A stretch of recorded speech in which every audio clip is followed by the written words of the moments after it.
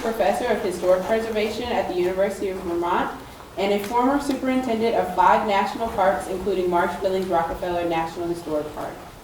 He is a co-editor and contributing author of A Thinking Person, Guide to America's National Park. His newest book, Olmsted and Yosemite, Civil War and Abolition in the National Park Idea. Can we give a hand to Robert?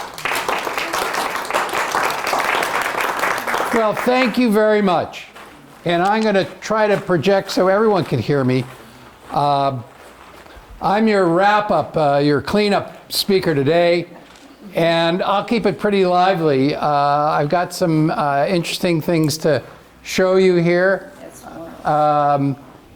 This is the first time we've done this particular presentation, but this, you can consider this, you know, talking in terms of Hollywood movies, this is the prequel. Okay. We're going back before the 54th is recruited, because the 54th was in fact not the first effort to form free black military units. And in the context of the Civil War, the push for emancipation started long before Lincoln put ink to paper. And in fact, this talk really is about what I would call self-emancipation that drove the final move to legalize emancipation in the Emancipation Proclamation and finally in the 13th Amendment to the Constitution. But self-emancipation, self-liberation started almost at the beginning of the Civil War itself.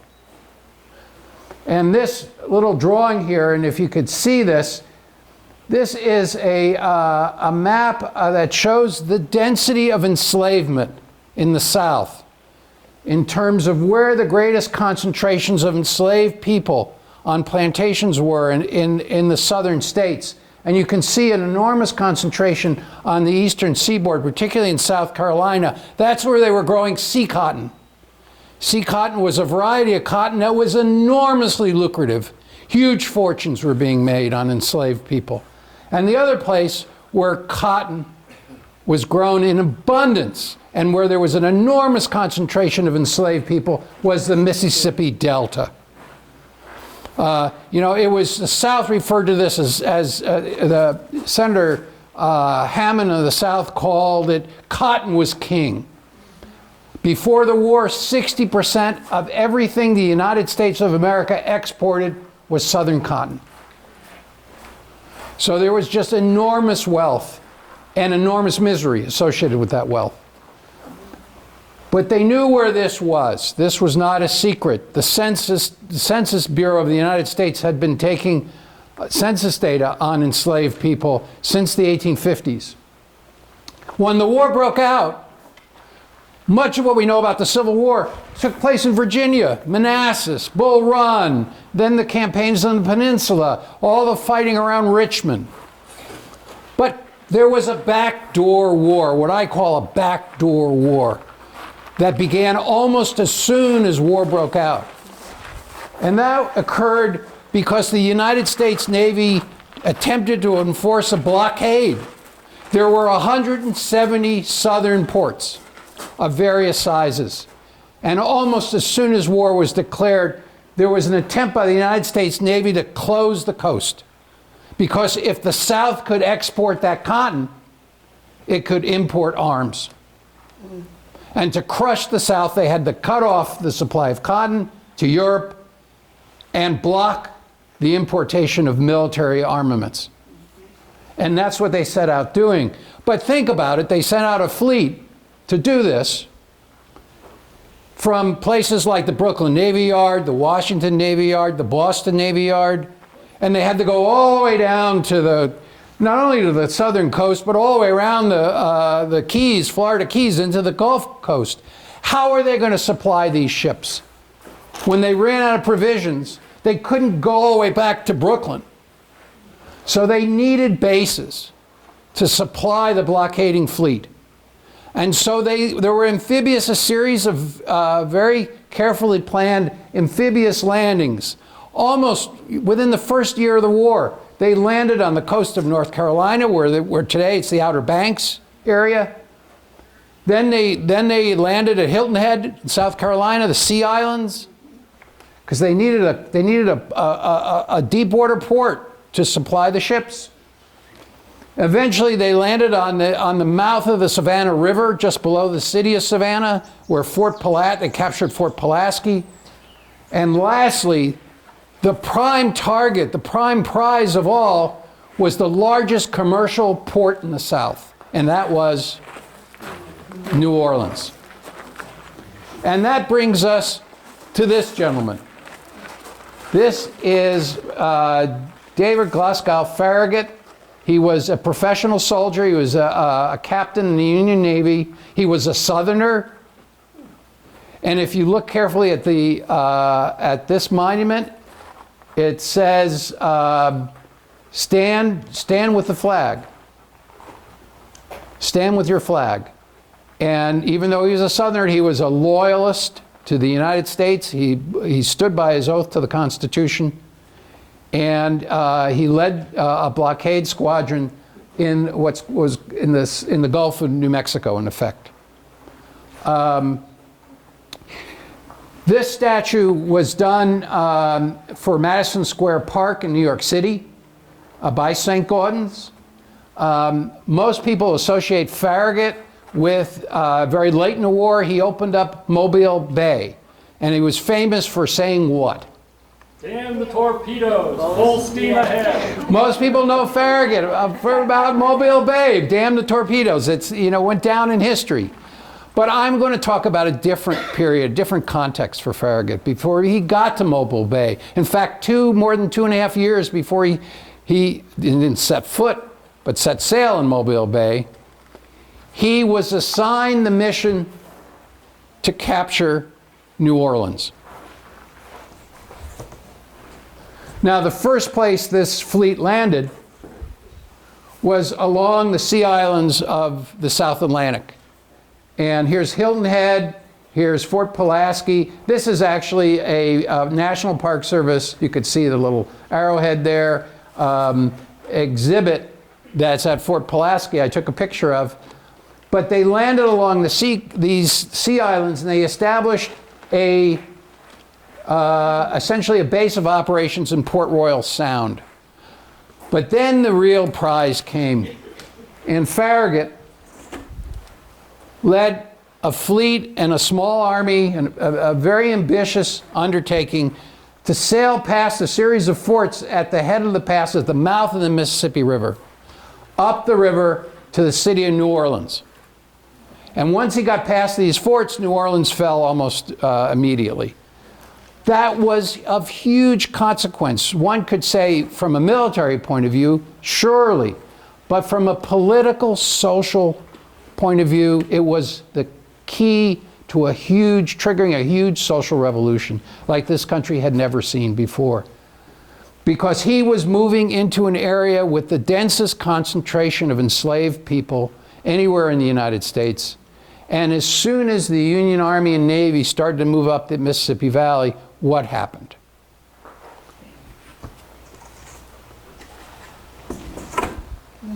Resistance. Enslaved people said no more. We are not going to support this economy. We're not going to support this Confederacy. We are going to make for Union lines wherever they present themselves. And we are going to stop work. And this started with a few hundred, it became a few thousand, it became tens of thousands, and eventually it became hundreds of thousands of people. And these two drawings, this is from Fort Pulaski as well. This is just a general lithograph, but it was an enormous exodus. And it was resistance, because these people took their lives in their hands to stop and escape from slavery, because if they had been caught, they would have been likely severely punished, if not killed. But they were the backbone of the Confederacy in the sense that their labor, with a lot of white men out in the military and the army, their labor was supporting the economy, their labor was supporting the Confederacy, and it became very obvious that if this migration took place, it would hollow out It would essentially destabilize slavery throughout the South, weaken the Confederacy, but there were two great objectives. One was obvious, the economic effect, but there was also a military effect, which is not only would these people, many of these people, not only withhold their labor, but the possibility existed that they would return someday to their homes wearing the uniform of the United States Army, carrying a gun. And that was an existential fear of the Confederacy. And it came true. As we have seen, as we have heard this today, it came true.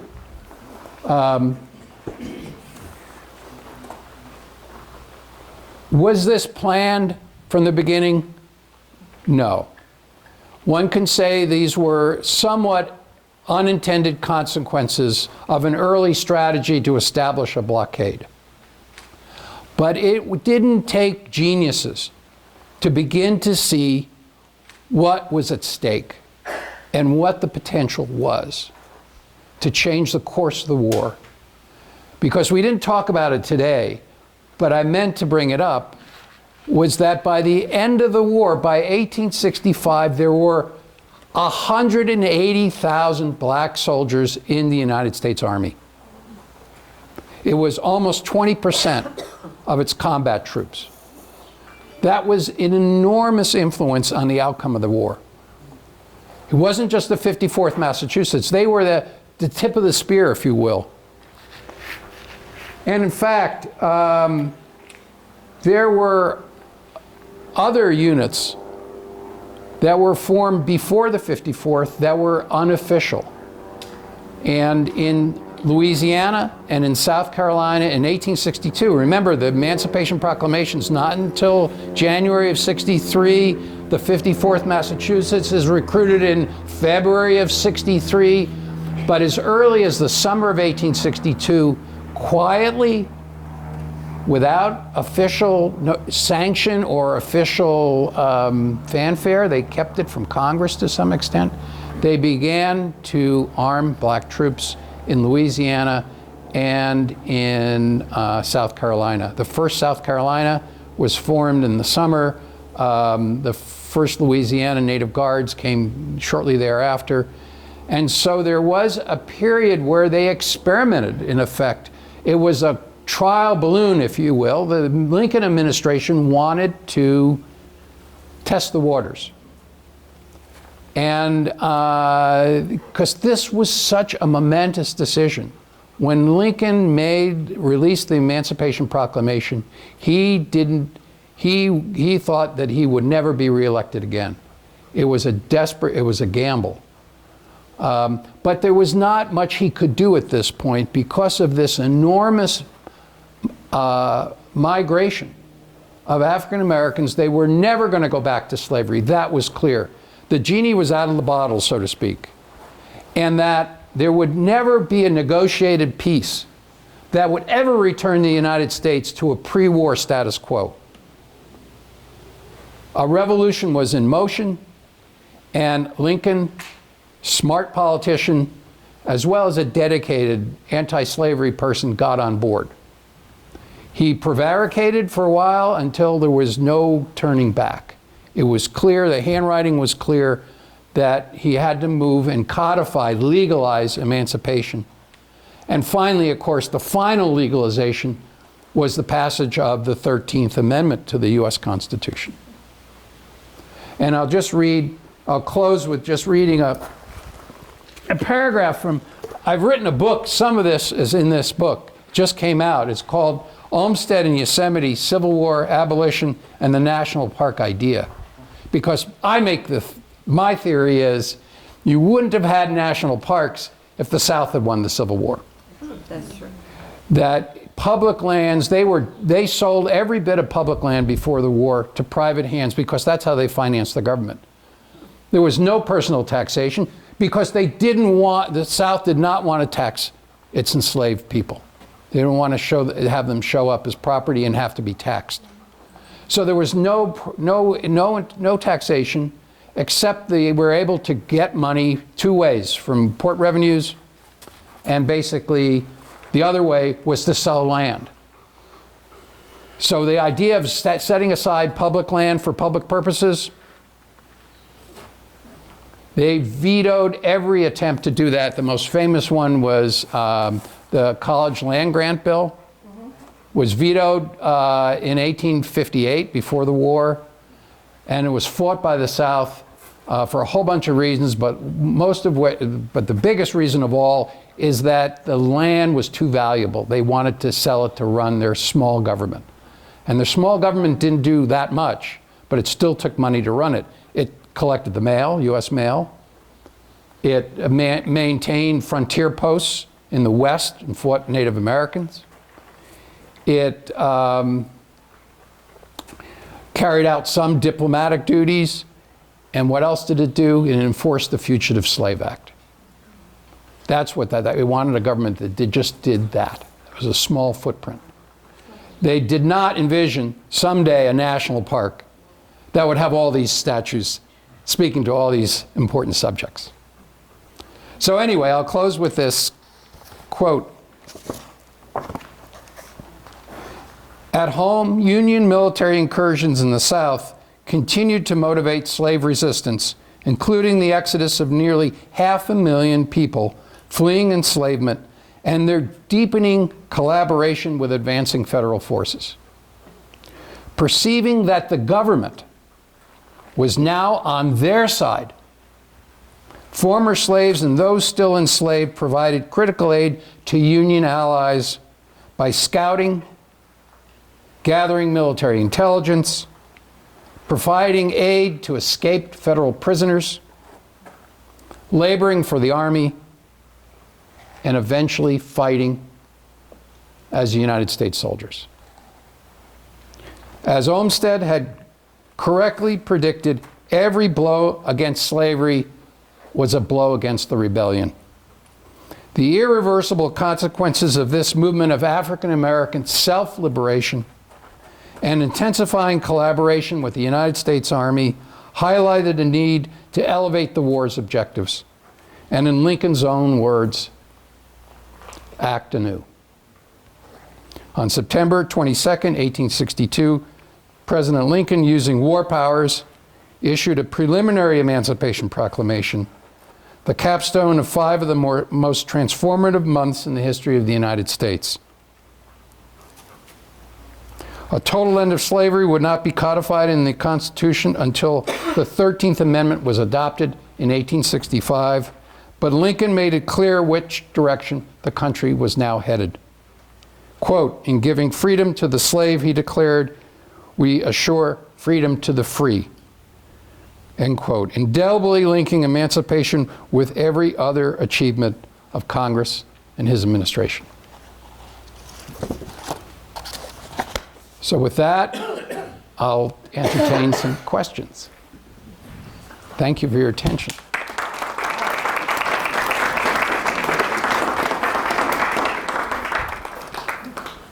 Yes? This isn't exactly a question, it's more of a comment, and I only learned about it from a friend history buff the last couple of weeks ago, is that I didn't totally realize that all slavery was not abolished till the 13th Amendment, because the Emancipation Proclamation did not apply to states that had not left the Union. So Missouri, Kentucky, Maryland, Delaware, and Kentucky. and Kentucky.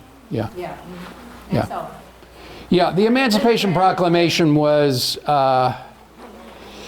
it's a little complicated because Lincoln did this under war powers. And he couldn't use war powers in loyal states in the United States who were essentially part of at peace. He could only apply war powers to those states that were in effect at war. But it also, I think it's fair to say that he was treading very carefully. And he was sort of taking, what's the expression, taking bites of the elephant, a couple bites at a time. But it was clear, the symbolism It was clear where the country was headed. Oh, definitely. But he was also very wary of, I mean, he was convinced this would lead to his defeat in 1864. He, of course, had to run for re-election. He said something to the effect that he was prepared to, he wanted to move the country, but he knew that he had to be politically viable. And, he had to kind of send a signal, lots of signals. And there was no, it wasn't as if he just telegraphed his intentions clearly. So he moved cautiously, he triangulated. He was a master politician, but he was trying to undertake probably the most consequential action taken by any chief executive in the history of the country. This is sort of just a dumb question, but in that election of 1864, nobody from the Confederacy voted, right? I mean, it was just in that election, it was just the states who hadn't seceded. That's right. There was, to repeat the question. Did anyone from the Confederacy vote in the election of 1864? There were,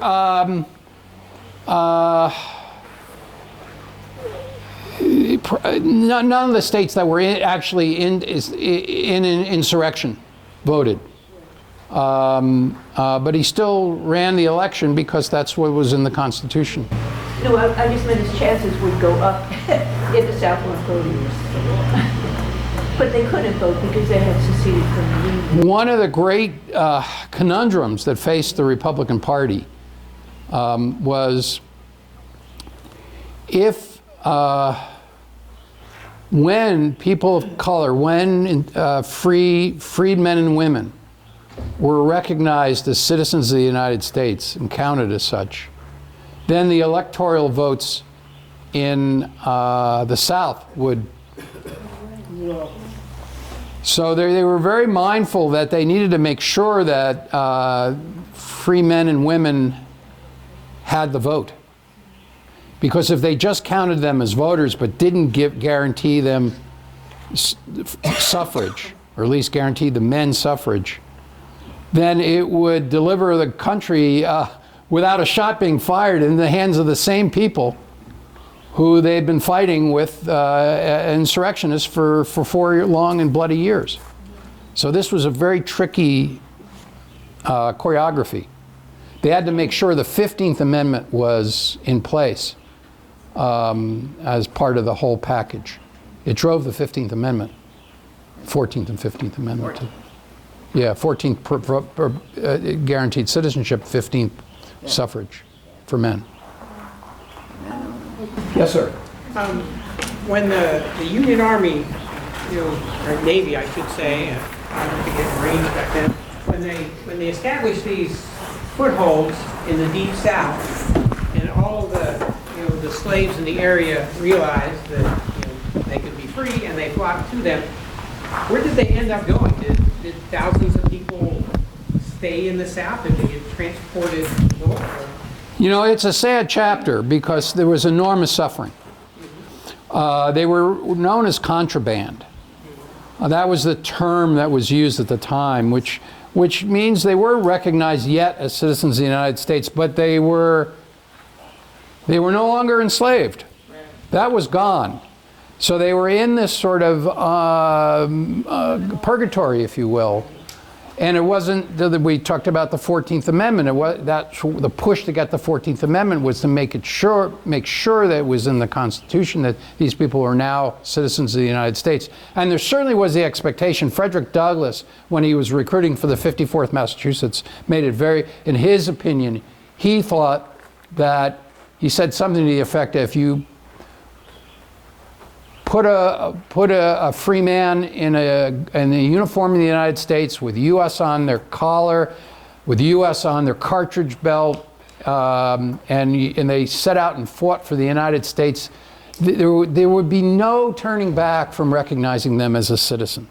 That it would be inevitable. Now, we heard from Catherine Grover just a few moments ago, that that promise never was completely realized. It was, in fact, it was the hope of Reconstruction, in fact, that you would reach this biracial democracy where there would be social equality as well as political equality. And they got neither. Reconstruction was crushed.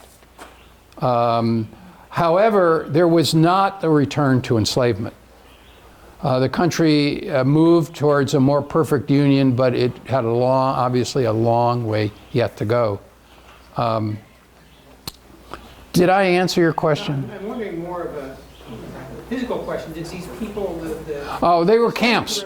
The army was responsible, and they set up camps wherever they could. Near where they had some forts. Fort Pulaski in Georgia. There was a big contraband camp.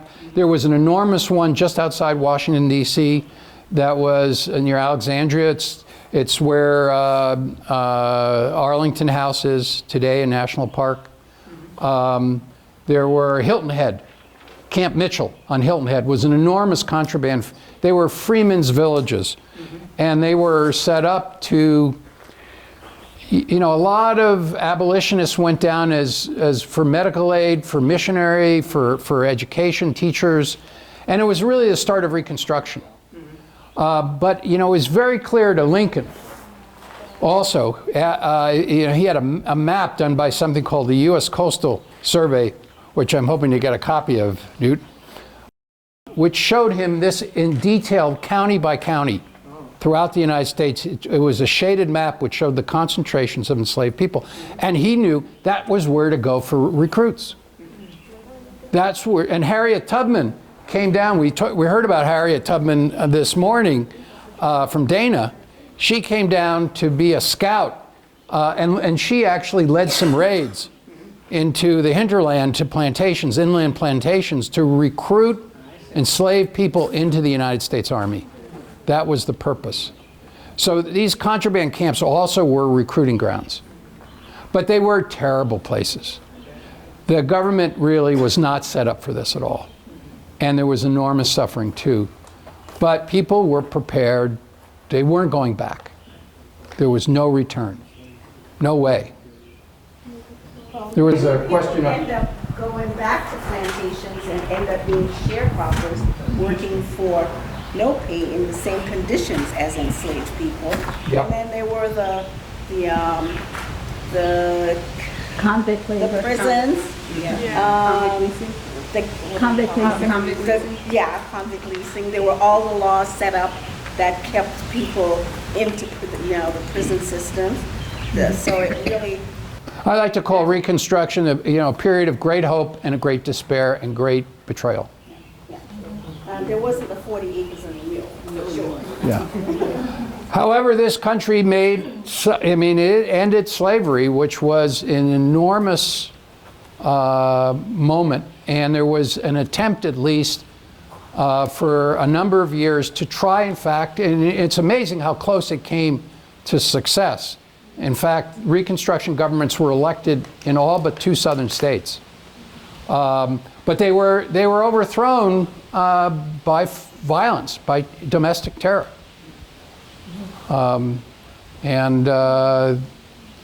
It's one of the great tragedies of American history.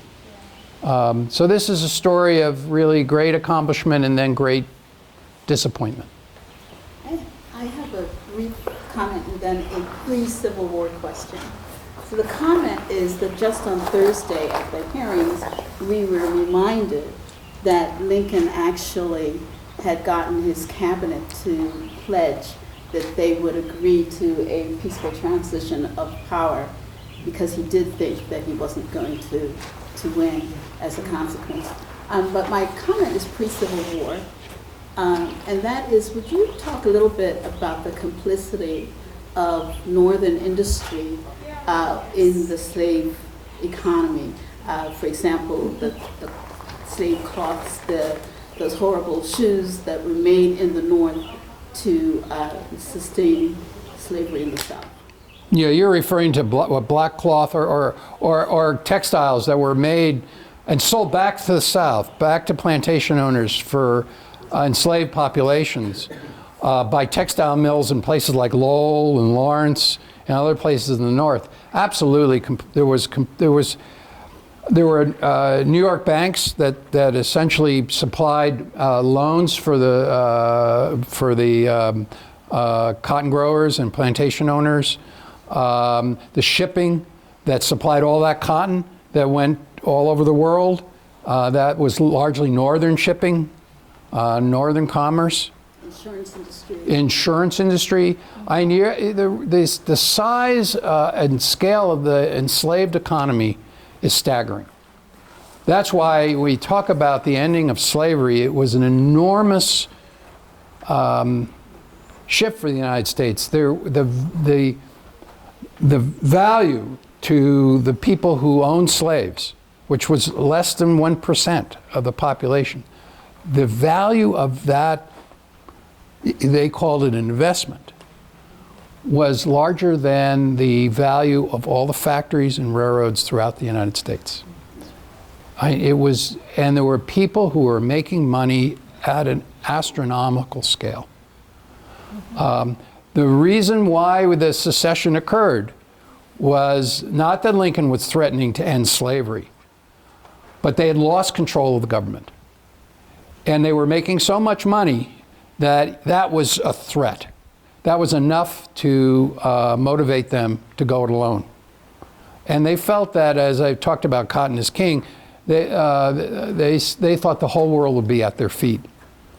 So yes, there was complicity and there was money being made in the North. Huge amount of money, particularly by the textile industry. But as you point out, shippers, insurers, banks.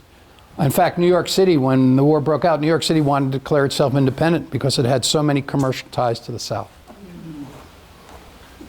So this was a transformational moment for the United States economy, and for transformational moment for its people, black and white, and a hugely difficult transformation, as we've just touched on today. Thank you for that question. Let's give Ralph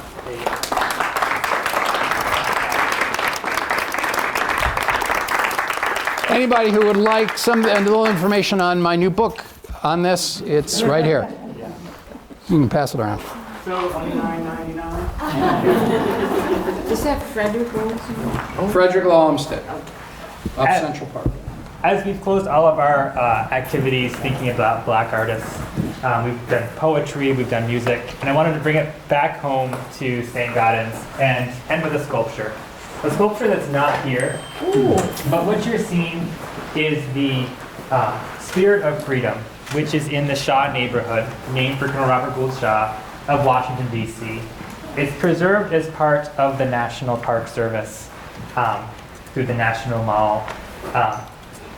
But it was inspired by the Black artist, or created by the Black artist Ed Hamilton, inspired by the Shaw 54th Regiment Memorial that we've been seeing and thinking about, and the works of Augustus Saint-Gaudens.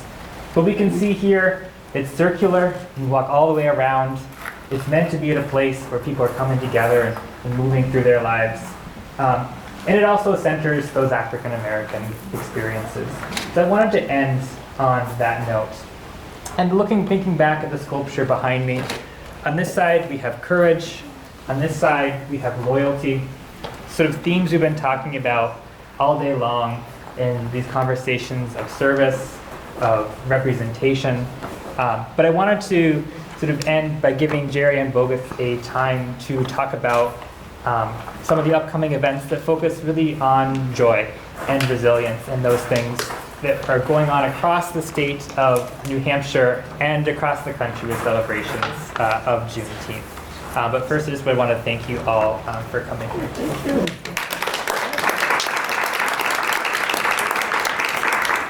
And I want to thank you for having us and for partnering with the Black Heritage Trail to bring this event together. And thank you all for joining us on this journey. I don't remember, I think I was speaking to one of our volunteers a minute ago, and what this makes me think about is this African fable where a young boy was going to bed and his father is telling him his bedtime story, and it's all about the hunter and the lion. And in every story his father told him, even though the lion was the king of the jungle, the hunter killed the king of the jungle. So the son asked, if he is the king of the jungle, how come he's dying all the time? And the father said, the lion will win, or will be victorious when he writes the story. Right? So from the perspective of who gets to tell the story, tells us the story. And today we had some different perspective on not only the 54th Massachusetts monument, but on what that means for us today. And this is what we do at the Black Heritage Trail, try to bring a different perspective into our history in order to create one little tiny step towards a more perfect union in understanding what racism is and understanding what justice is. And part of our celebration is the Juneteenth celebration, and this is where we're looking at the role that art, public art, plays in our communities, in our cities, in our town, and in the telling of our stories. Once the art is done by a black person or tells the other story, the African American story, the black story that we don't often hear. And it is our hope that by including these talks, by looking at these sculptures, by looking at these pieces of art that are changing the landscape of New Hampshire, nonetheless. You know, we have here the 54th. In Nashua, there's a bunch of public murals going up. We have the African burying ground that totally changed the way we look at Portsmouth and totally changed that narrative that slavery did not exist in the North. And we have the Harriet Wilson Monument in Milford that tells us about the first black woman to publish a novel in English.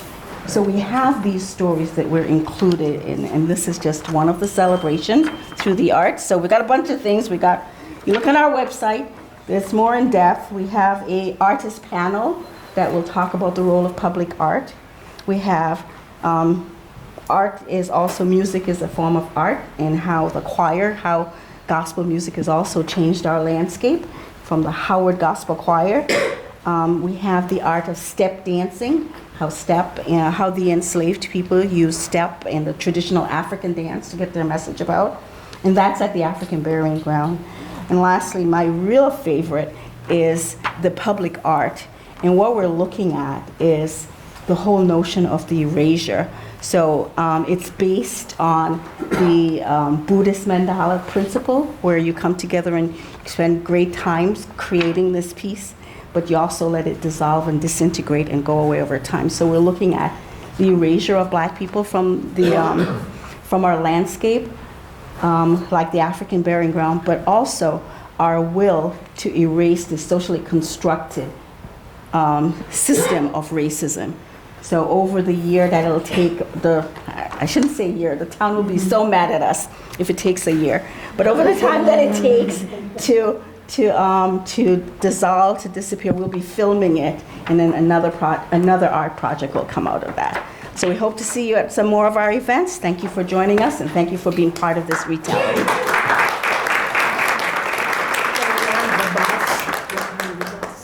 Say, what about the bus? Those who are joining the bus, what about it? Where do we find it and what?